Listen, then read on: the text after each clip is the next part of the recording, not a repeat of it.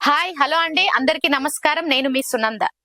అయితే మనం ఇంతకు ముందు వరి గురించి, వరి పంట సాగు విధానము, వరి పంటలో ఎప్పుడు అంటే మనం నాటినప్పటి నుంచి ఎలా ఏంటి ఏమేమి దానికి మనం చేసాము, కలుపు తీయడం అయితేనేమి ఏంటివి ఎప్పుడెప్పుడు ఏమేమి ఇచ్చాము అన్న విషయాలన్నిటి గురించి మనం చర్చించుకున్నాం. తర్వాత వరి పొట్ట దశలో ఉన్నప్పుడు, తర్వాత వరి పాలు పోసుకున్నప్పుడు, తర్వాత వరి పాలు పోసుకున్నాక అది విత్తనం డెవలప్ అయిన తర్వాత మళ్ళీ అది కోసే ముందు హార్వెస్ట్ చేసేటప్పుడు అన్ని కూడా వీడియోస్ చేసుకోవడం జరిగింది.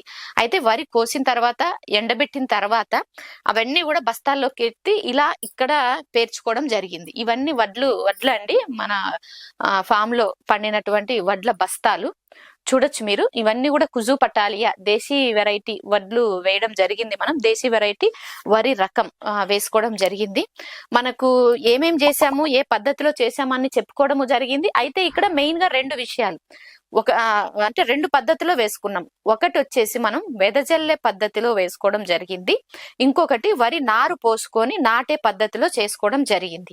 ఇప్పుడు మనం దేని గురించి చర్చించుకోవడం జరుగుతుంది, దేని గురించి మాట్లాడుకుంటున్నాము అంటే వెదజల్లిన పద్ధతిలో మనకు దిగుబడి బాగా వచ్చిందా, లేకపోతే వరి నాటిన పద్ధతిలో మనకు దిగుబడి బాగా వచ్చిందా అన్న విషయాల గురించి మాట్లాడుకుంటే అండి, పంట అయితే చూడ్డానికి కళ్ళకు రెండు బాగా అనిపించాయి. మనకు రెండు బాగా వచ్చినాయి. మనం పంట చేను మీద ఉన్నప్పుడు మనం ఏమి చెప్పలేకపోయాము. పంట మేము తీసుకున్న తర్వాత నెక్స్ట్ మళ్ళీ ఏ పద్ధతిలో వేసుకుంటే బాగుంటుంది అన్నట్లు మేము మళ్ళీ చూసుకున్నప్పుడు పంట చేతికి వచ్చిన తర్వాత ఆ కంకిని కూడా, కంకిలో ఉన్నటువంటి ప్రతి కంకిలో ఉన్న విత్తనాన్ని కూడా మేము లెక్క పెట్టుకోవడం జరిగింది. అంటే ప్రతి కంకి ఇన్ ద సెన్స్ అంటే వెదజల్లిన పద్ధతిలో ఒక 5-6 కంకులు విత్తనాలు లెక్క పెట్టాము. అదే విధంగా మనము నాటిన పద్ధతిలో కూడా ఒక 5-6 కంకుల కంకి వస్తుంది కదా, కంకిలో విత్తనాలు లెక్క పెట్టుకోవడం జరిగింది అన్నట్టు.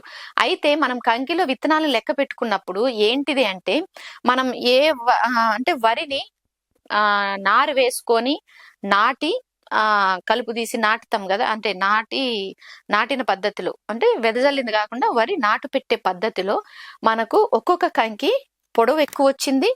ప్లస్ ఒక్కొక్క కంకిలో మనకు 480 విత్తనాల నుంచి 550 వరకు ఉన్నాయి విత్తనాలు. అంటే రఫ్ గా మనం క్యాలిక్యులేట్ వేసుకున్నా గానీ మనం మిడిల్ లో తీసుకున్న 500 విత్తనాల వరకు వచ్చాయి. ఒక్కొక్క కంకిలో 480 నుంచి 550 విత్తనాల వరకు వచ్చాయి. ఏది ఇది వరి నాటు వేసిన పద్ధతిలో సాగు చేసిన కంకిలో.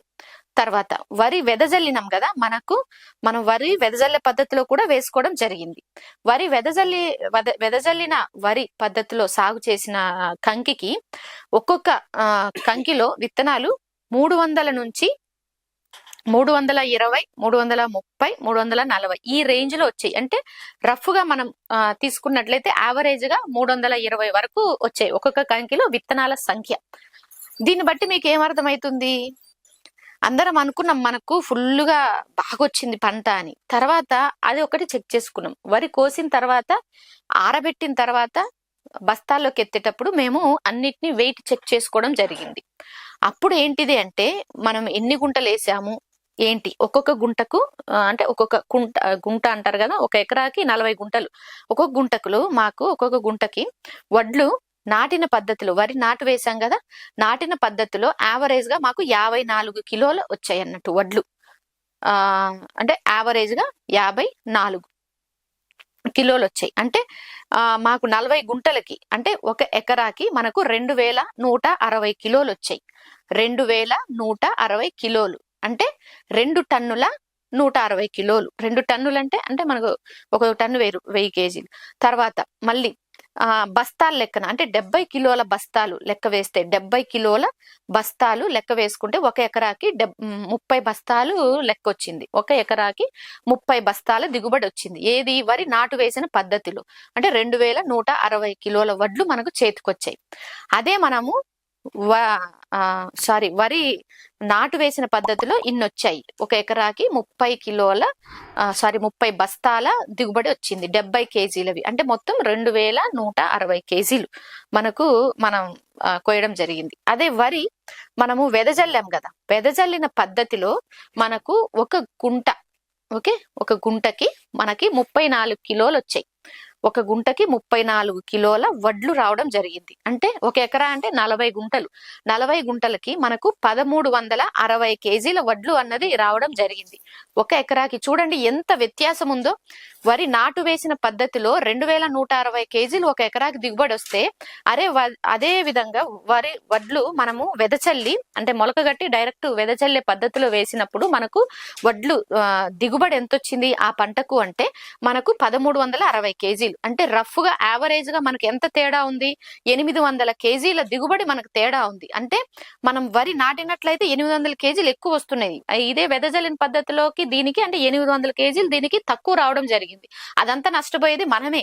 ఈజీగా ఉంది, నాటే ఖర్చు తక్కువైపోతుంది అని చాలా మంది ఆలోచించి గడ్డి మందు వచ్చింది కదా అని గడ్డి మందు కొట్టేసి ఈజీగా చేసేస్తాం. చూడ్డానికి కళ్ళకు అది బాగా కనిపిస్తుంది. బట్ ఇంత వ్యత్యాసం ఎందుకు వచ్చిందంటారు? ఏంటిది అంటే మనం వడ్లు మనం నాటు వేయాలి అంటే మనకు 20 నుంచి 25 రోజులు మనకు నారు అన్నది రెడీ అవుతుంది. సో భూమిలో 20 నుంచి 25 రోజులు ఆ నారు రెడీ అయ్యి మనం వేసుకునేటప్పుడు 25 రోజులకు నాటుకున్నా గానీ, అదే సమయంలో మీరు వెదజల్లేది వేసినా గానీ వరి నాటు పెట్టింది వెదజల్లింది అంటే నారు వేసేటప్పటి నుంచి లెక్క. నాటు పెట్టింది వెదజల్లింది రెండు ఒకే టైంలో వస్తాయి. అంటే ఇక్కడ ఏంటిది? వెదజల్లింది 3 నెలలే, అంటే 3 నెలలు మాత్రమే భూమిలో ఉంటుంది. ఆ విత్తనం వేసినప్పటి నుంచి భూమిలో అంటే మనం పంట రెడీ అయ్యే వరకు 3 నెలలే పడుతుంది. ఎందుకంటే 1 నెల కట్ అవుతుంది. ఇక్కడ వరి నారు వేసుకోం కదా మనం. ఇది నారు వేసినాక నారు రెడీ అయినాక తీసి మళ్ళీ అంటే శాంప్లింగ్స్ అవి నారు ఉంటుంది కదా మళ్ళీ రీప్లాంటేషన్ చేసినప్పటికీ 1 నెల ముందే అయిపోయి ఉంటుంది దాని టైం. ఇదేమో 1 నెల తక్కువ.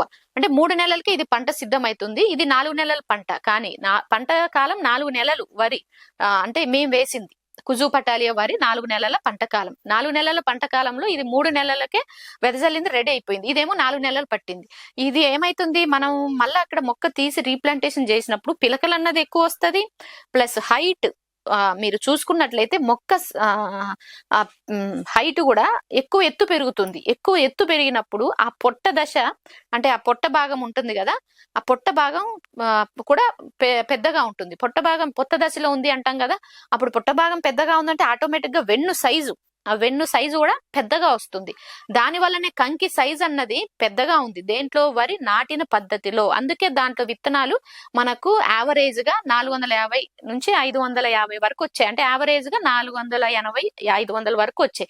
అదే దీంట్లో అయితే వెదజల్లుతాము అక్కడే ఉంటుంది మొక్క. చూడ్డానికి అంత చల్లేస్తాము, పల్చగా చల్లినా కానీ పిలకలు వస్తాయి. వచ్చినా గానీ సైజు చిన్నగా ఉంటుంది, హైట్ చిన్నగా ఉంటుంది. హైట్ చిన్నగా ఉండడం వల్ల పొట్ట పొట్ట దశలో ఉన్నప్పుడు హైట్ చిన్నగా ఉంటుంది. దానివల్ల కంకి చిన్నగా వస్తుంది, వెన్ను అన్నది చిన్నగా ఉంటుంది. దానివల్ల ఏమైతుంది అంటే విత్తనాల సంఖ్య తగ్గుతుంది. దానివల్ల తక్కువ వచ్చింది అని నేను ఆలోచించుకొని అబ్జర్వ్ చేయడం జరిగిందండి. ఇది మీకు అవసరమైన వాళ్ళకి ఎవరికైనా అవసరం అనుకుంటే ఇది మీరు వీడియో చూసి ఎవరికైనా తెలియని వాళ్ళకి ఈ వీడియో షేర్ చేయొచ్చు. అందరూ వెదజల్లే పద్ధతి ఈజీ అంటారు, కానీ దిగుబడి కూడా మనం చెక్ చేసుకోవాలని వరి నాటు వేసుకోవడం జరిగింది, వెదజల్లడం వేసుకున్నాం. కాబట్టి ఇప్పటి నుంచి మేము ఓన్లీ నాటు వేసే పద్ధతిలోనే నాటుతాము. అయితే మనకు నాటు ఎకరాకి 5,000 ఖర్చు అవుతుందేమో, కానీ కలుపుకి అన్నిటికీ కూడా నాటే పద్ధతిలోనే మనకు తక్కువ అవుతుంది. దీనికి చాలా కలుపు ఎక్కువైతుంది, టైం తక్కువ అని వేసుకుంటారేమో. బట్ కెమికల్ చేసే రైతులు కూడా 800 కేజీలు అంటే దగ్గర మీకు ఎంత బియ్యం తక్కువ వస్తుంది గమనించగలరు. కాబట్టి ఇది మేము వేసి నా అబ్జర్వేషన్ అండి. మీకు అవసరమైతే చూడండి, ఎవరికి తెలియని వాళ్ళకి షేర్ చేయగలరండి. మీరు కూడా కావాలంటే చెక్ చేసుకోండి. ఓకేనా అండి? ఇది మా అబ్జర్వేషన్ లో మేము 2 పద్ధతుల్లో వేసాము. ఒకే వెరైటీ, ఒకే సాగు విధానం. అంటే అన్ని దీనికి ఏం చేసాము దానికి అదే టైంలో అదే చేసాము. కాబట్టి మాకు మా అబ్జర్వేషన్ లో ఇది తెలిసిన విషయం. మాకు మొత్తం గాను 4.5 టన్నులు వచ్చాయండి వడ్లు. చూడొచ్చు. మీకు నచ్చితే వీడియో షేర్ చేయండి. ఓకేనా అండి? నెక్స్ట్ వేసుకునే వాళ్ళకి అంటే వెదజల్లే పద్ధతి వేసుకునే వాళ్ళకు నాటే పద్ధతి వాళ్ళతో చెక్ చేసుకొని మీరు కూడా వీలైతే అబ్జర్వ్ చేసుకోండి. మా సేంద్రియ వ్యవసాయ పద్ధతులు మీకు నచ్చినట్లయితే లైక్ చేయండి, షేర్ చేయండి. ప్రతి ఒక్కరం సేంద్రియం వైపు బాటలు వేద్దాం.